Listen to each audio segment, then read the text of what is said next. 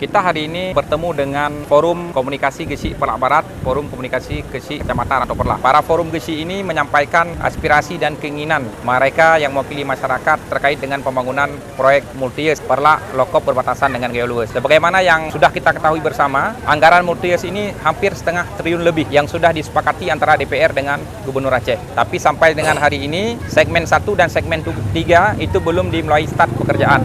Maka harapan perjuangan yang disampaikan oleh Forum Gresik, oleh masyarakat di sini, bahwa itu adalah bukan keinginan kita pribadi satu orang, tapi keinginan rakyat yang ada di Kabupaten Aceh Timur, terutama yang ada di Kecamatan Perlak Barat, Rantau Perlak, kemudian Lokop, dan juga Penarun. Bahkan keinginan juga masyarakat yang ada di Belang Kejadian Geoluwes.